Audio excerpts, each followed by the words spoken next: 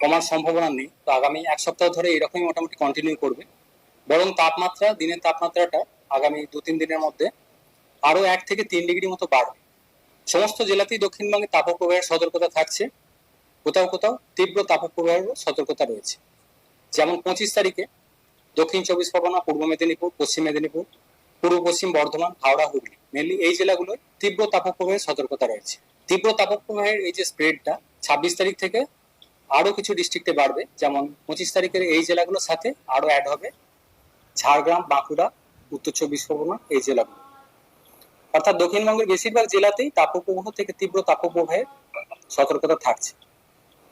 কলকাতা পার্শ্ববর্তী অঞ্চলে আগামী 5 দিন তাপপ্রবাহের সতর্কতা রয়েছে।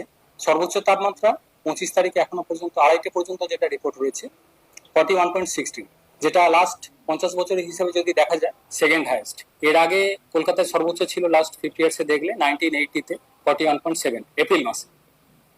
এবছর আজকে যেটা গেছে 2:30 পর্যন্ত 41.6। কলকাতা পার্শ্ববর্তী অঞ্চলে তাপমাত্রা মোটামুটি এরকমই 41 ডিগ্রির কাছাকাছি থাকবে, বা দু একদিন হয়তো 42 ডিগ্রির কাছাকাছিও পৌঁছে যাবে। উত্তরবঙ্গের জন্য মেনলি মালদা, উত্তর দক্ষিণ দিনাজপুর, এই জেলাগুলো তাপপ্রবাহ থেকে তীব্র তাপপ্রবাহের সতর্কতা রয়েছে আগামী 5 দিন। আর জলপাইগুড়ি, আলিপুরদুয়ার, কোচবিহার, এই জেলাগুলোতেও যথেষ্ট গরম এবং অস্বস্তিকর ওয়েদার থাকবে।